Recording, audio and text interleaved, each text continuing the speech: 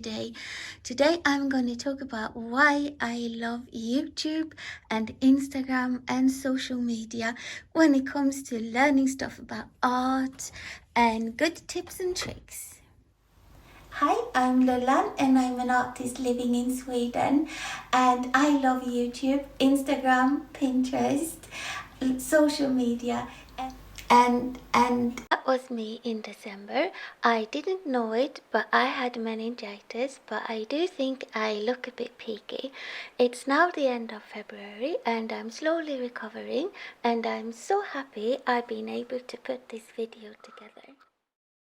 So this video was supposed to look so different, but as it turned out, it couldn't be more perfect, because this is one of the things that I learned about on YouTube. And I think YouTube and Instagram is absolutely amazing places. You learn so much. There's so many tips and tricks and tutorials. In my case, art stuff related, but there are tutorials about nearly anything on YouTube.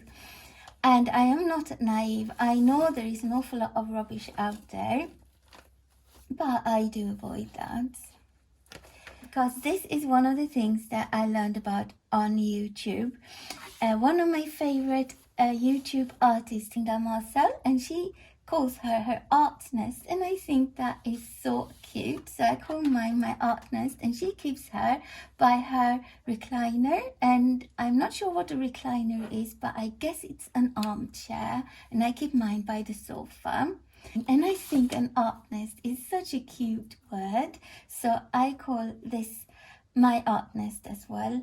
I say this one would be perfect even for urban sketching, because it has this handle here and there's also a pocket back here. And this is one of the reasons that I love YouTube. You learn so much. I learned about Tombow markers that I never heard about before, and they did have those in my local art shop, so I got my husband to buy these for me when I was poorly. There are erasers, mechanical pencils, water soluble pencils and micron pencils, 005 and an 01. And this is one of the things that I ordered online, and this, while I was poorly now, I discovered Amazon. Obviously knew about Amazon before. No worries, because with Amazon you can put things in your wish list, so you don't have to put it in your basket. You get time to think over things. And on Amazon, when you ordered something, I'm sure everybody knows about this, but you can follow what you ordered. So when it left Spain, I got a message, and then it went to a town in Germany, and then it went to another town in Germany, and then after that it traveled for a day or two, and then it ended up in a town in the south of Sweden called Malmö, and after that it ended up in Gothenburg. And when I got that message, I knew it wasn't far, then I would have it within a few hours, because we live in a small town not far from Gothenburg. So that was one of the joys I had when I was recovering from meningitis, was to follow the stuff I ordered. And another thing that I ordered was these Statler brush pens, and at first I thought I would have one idea for them, and as it turned out, I'm going to use them for something completely different, and I'll show you that in a later video. And all the Derwent watercolor pencils, I had those. I had a full set, and I bought that in our local art shop, which is absolutely amazing. And what they don't have, they bring in. And can you believe it? They had the full set on half price. I mean, I couldn't resist that. And also what I did order on Amazon is this sketchbook, and I was going to keep it here, but I thought it was going to be flatter than it turned out to be.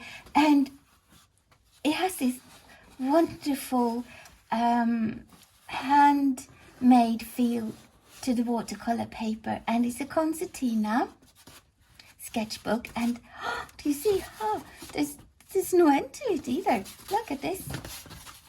And I got slightly bit overwhelmed by it, because it's one of those things that sketchbooks that you think is so lovely, you're nearly scared to use it.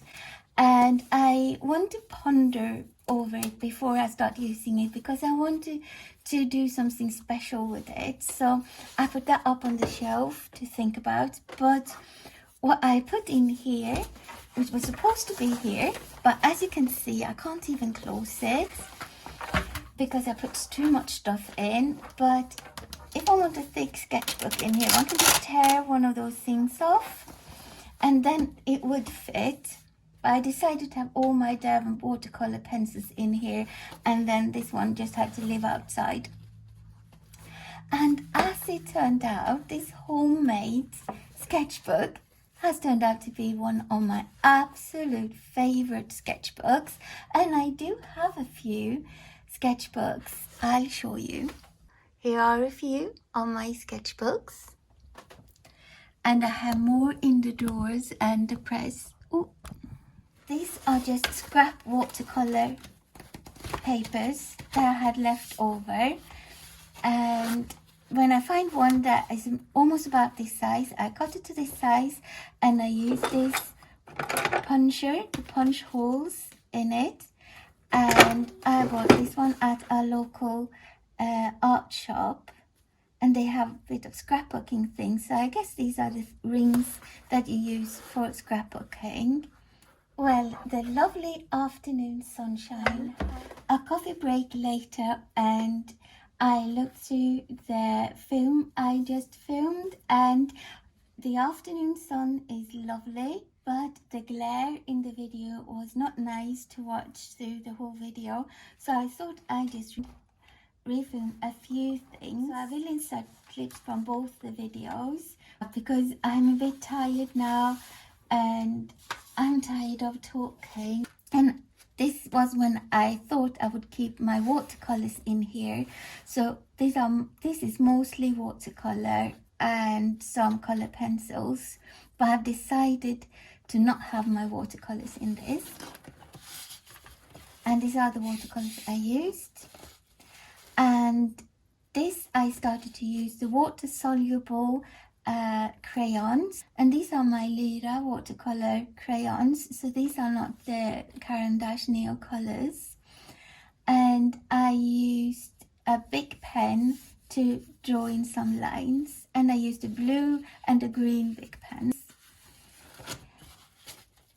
And here you can see the Darla Rooney watercolor pencils. That's what I used in the background there, and Statler's ballpoint pens. And I wanted to try this style of painting, and I thought when I was thinking about it that I would love it a lot, but as it turned out, it was a struggle for me. And when it's a struggle, I know it's the wrong thing to do. And the Caran d'Ache Neo color, that's when they arrived, and this was the 26th of January. And this painting I'm not pleased with at all. I think it's just the background. There's something wrong with the background, but I don't want to change it anymore. I just let it be the way it is. And here I got the Tombow markers, and I only wanted the 2 grays for shadows. So I think they are the only Tombows that I will ever buy. Hibiscuses are something that I used to paint and draw a lot when I was in my early 20s. I was struggling to find some motives to what to paint, so I was trying to think, what are my favorite flowers? And hibiscuses are one of my favorite flowers. And I am so pleased with how that one turned out, and I love that the flowers are almost realistic, but the leaves are not. In that, these are the only colors that I used in that painting. So most of it is only Caran d'Ache Neo color, water soluble, and the Uniposca yellow for the dots, and an iris, a thin line here, and then a thicker brush there. But I guess that's old news to most people. That was kind of a new thing to me. And another favorite flower are these watercress flowers. And in this one I used almost only the Caran d'Ache nail colors. And this is also something that I love doing. I love doing eyes that are a bit oversized, and I always think when I paint eyes on birds that are a bit too big for the bird, or the animal I'm painting, is that the animal kind of judging us for what we're doing to the earth and to our environment. So that's why I make the eyes bigger than they are supposed to be, because you can make them more expressive. And this is a Canada Goose, and I was in a foul mood when I did this, so it just had to reflect my thoughts of the day. I'm not so keen on my Derwent watercolor pencils, but if I put water on it, then I love them because it brings out the pigments lovely.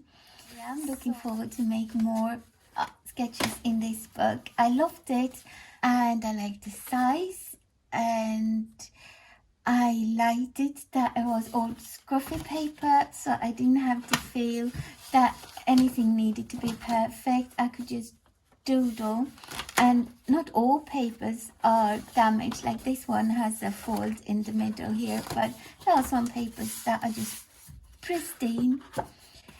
But I don't mind that either. Thanks to YouTube and Instagram, I learned about materials that I wouldn't normally have known about or even looked twice at.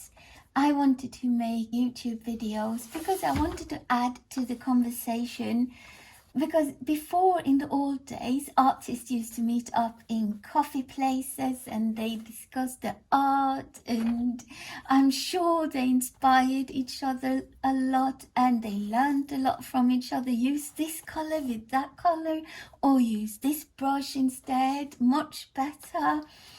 And that's why I wanted to do YouTube. I wanted to add to the YouTube conversation about art.